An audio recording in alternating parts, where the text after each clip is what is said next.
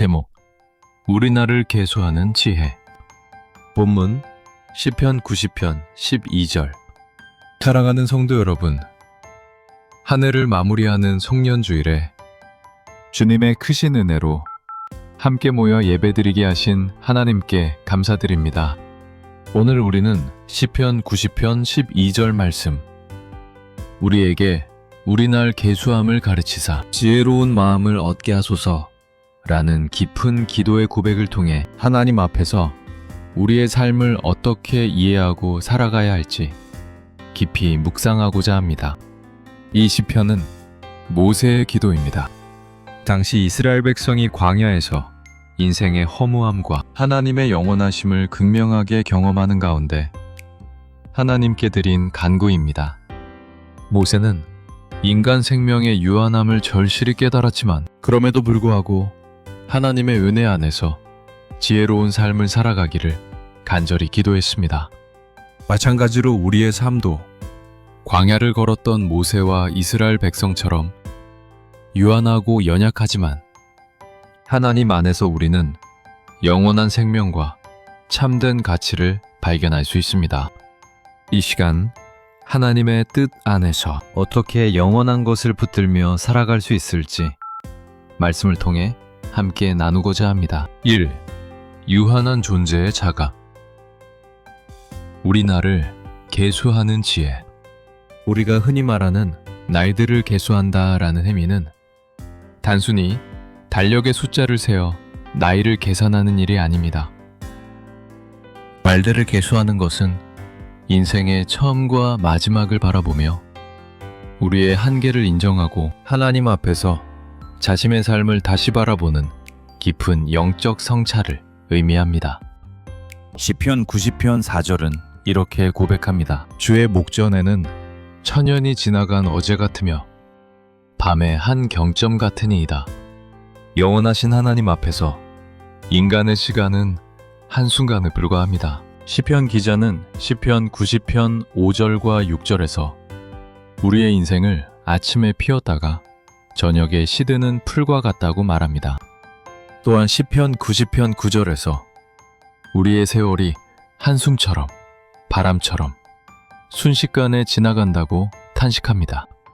이처럼 성경은 인간의 유한함을 숨김없이 드러냅니다. 그러나 사랑하는 여러분, 이 유한성의 자각은 결코 절망을 향한 초대가 아닙니다. 오히려 하나님이 주신 오늘이라는 시간을 가장 값지고 의미 있게 살아가도록 이끄는 은혜의 출발점입니다. 우리는 짧은 인생 속에서 영원하신 하나님을 만나고 흘러가는 시간 속에서 변함없는 하나님의 사랑을 경험하며 유한한 존재이기에 더욱 영원한 나라를 소망하는 사람들입니다. 그래서 시편 90편 12절은 이렇게 기도합니다. 우리에게 우리날 계수함을 가르치사 지혜의 마음을 얻게 하소서.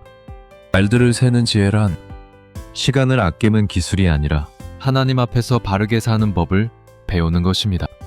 영원하신 하나님을 바라볼 때 우리는 비로소 오늘을 가장 충만하게 살아갈 수 있습니다. 오늘도 하나님이 주신 하루를 선물로 받고 그분의 뜻 안에서 영원한 가치를 붙들며 살아가는 지혜로운 성도들이 되시기를 소망합니다. 어리석은 부자의 비유. 누가복음 12장 16절부터 21절.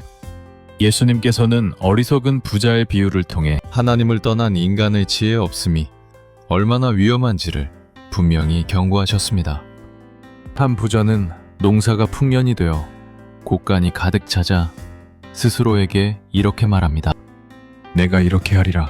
내 곡간을 헐고 더 크게 짓고 내 모든 곡식과 물건을 거기에 쌓아두리라. 그리고 내 영혼에게 말하리라. 영혼아, 여러 해 쓸 물건을 많이 쌓아두었으니 이제 평안히 쉬고 먹고 마시고 즐거워하자.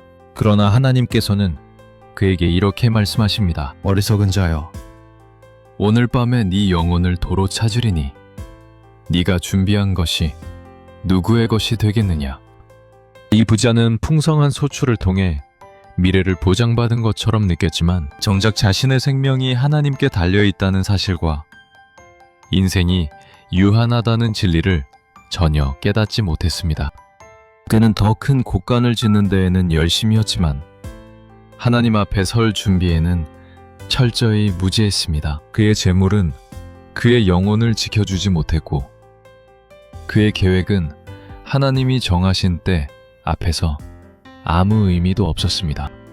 결국 그는 자신의 날들을 계수할 줄 몰랐던 사람입니다. 그래서 하나님 앞에서 어리석은 자로 남게 된 것입니다. 이 비유는 우리에게 묻습니다. 나는 무엇을 위해 준비하며 살고 있는가? 내가 붙들고 있는 것이 영원한 것인가?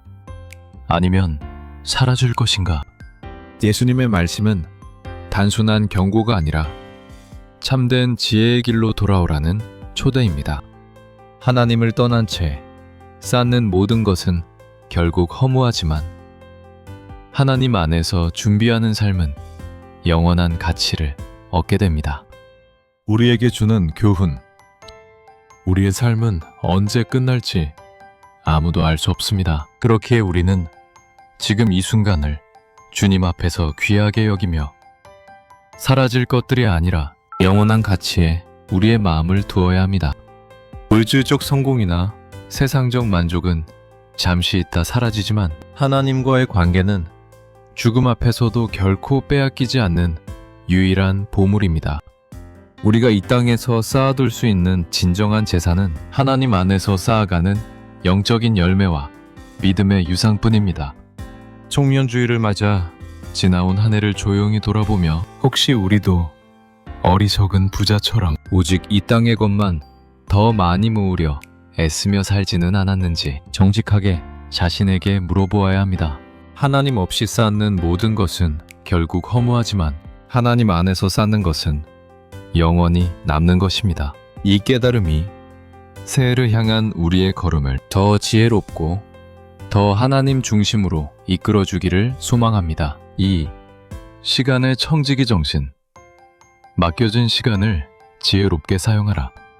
우리가 날들을 계수하며 유한한 존재임을 깨달았다면 다음으로 우리는 우리에게 주어진 시간의 의미를 재정립해야 합니다. 베드로전서 4장 10절은 우리에게 각각 은사를 받은 대로 하나님의 여러 가지 은혜를 맡은 선한 청지기 같이 서로 봉사하라 라고 말씀합니다.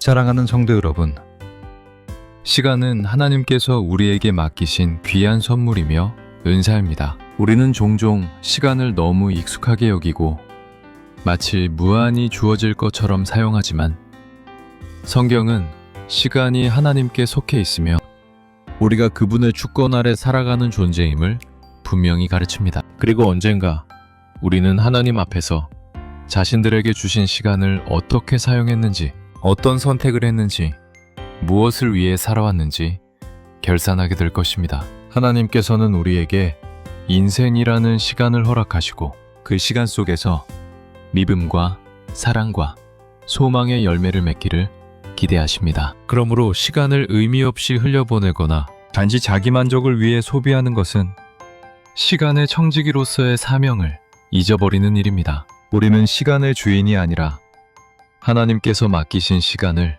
관리하는 청지기입니다. 성경 에베소서 5장 16절에서 우리에게 세월을 아끼라, 때가 악하니라 라고 말씀하시며 시간을 어떻게 사용하는지가 곧 우리의 믿음을 드러낸다고 가르칩니다.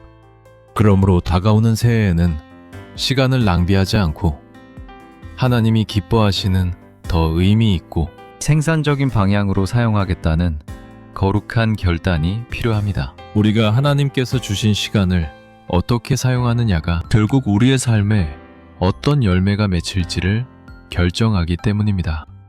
우리는 하루하루를 주님의 뜻 안에서 살아갈 때 우리의 시간은 단순한 흐름이 아니라 영원한 가치를 만들어내는 은혜의 통로가 됩니다. 새해를 맞는 이 시점에서 하나님께서 맡기신 시간을 어떻게 사용할지 다시 한번 깊이 묵상하며 주님 앞에서 지혜로운 청지기로 서는 우리가 되기를 소망합니다. 3. 지혜로운 마음. 하나님을 향한 목적 있는 삶. 시편 기자는 날들을 계수하는 지혜를 통해 궁극적으로 지혜로운 마음을 얻기를 간구합니다. 이 지혜로운 마음은 단순히 세상적인 성공이나 인간적인 판단력을 의미하는 것이 아닙니다. 지혜로운 마음은 하나님을 경외하고 그분의 뜻을 따르며 우리의 삶을 통해 하나님께 영광을 돌리고자 하는 영적인 통찰과 내적인 태도를 말하는 것입니다.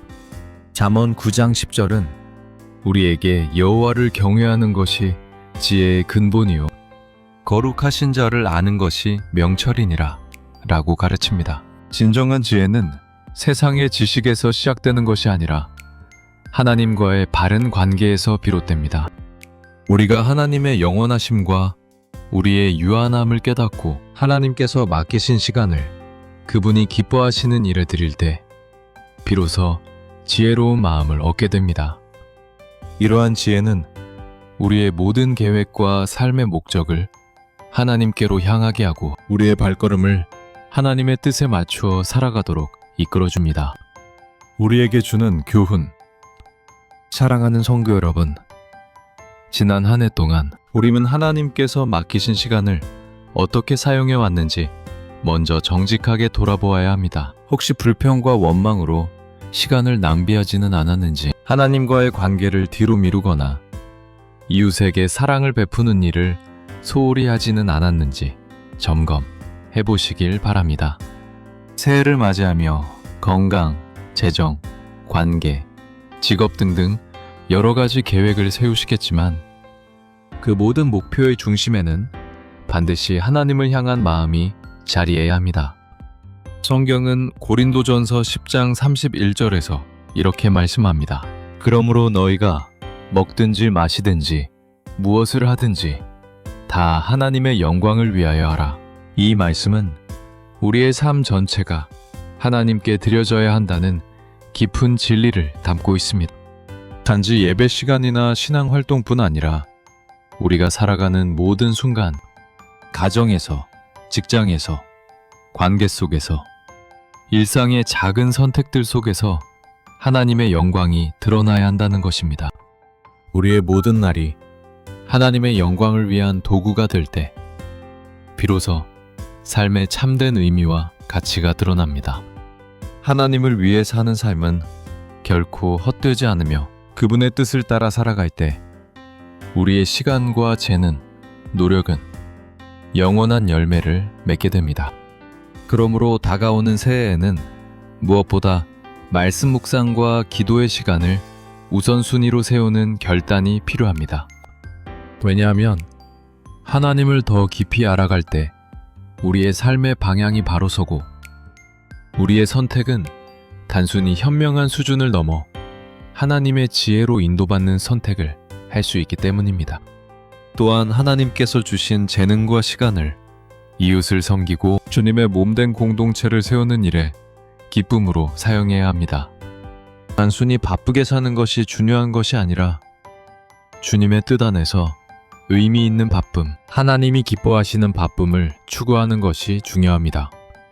이것이 바로 시간을 맡은 청지기로서의 지혜로운 삶입니다. 새해의 모든 날이 하나님의 영광을 향해 흐르고 우리의 삶이 그분의 뜻 안에서 더 풍성해지기를 축복합니다. 결론. 사랑하는 성도 여러분, 오늘 우리는 송년주일을 맞아 시편 90편 12절의 말씀을 통해 우리 나를 계수하는 지혜를 함께 묵상했습니다.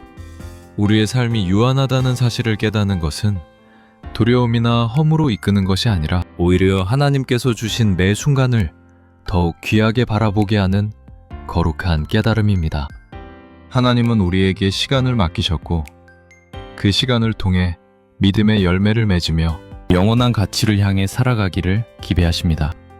그러므로 우리는 시간을 낭비하거나 흘려보내는 존재가 아니라 시간을 맡은 청지기로서 하나님이 기뻐하시는 방향으로 우리의 날들을 사용해야 합니다. 우리가 하나님을 향한 지혜로운 마음을 가지고 주님이 기뻐하시는 목적 있는 삶을 살아갈 때 비로소 우리의 인생은 참된 의미를 발견하게 됩니다.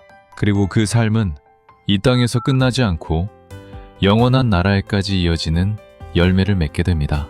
이것이 성경이 말하는 지혜로운 삶이며 하나님께서 우리에게 바라시는 복된 길입니다. 이제 한 해의 끝자락에서 지나온 시간을 하나님의 은혜 안에서 감사함으로 돌아보고 혹시 놓쳤던 부분이 있다면 겸손히 주님 앞에 내려놓으며 새롭게 결단하는 시간이 되기를 바랍니다.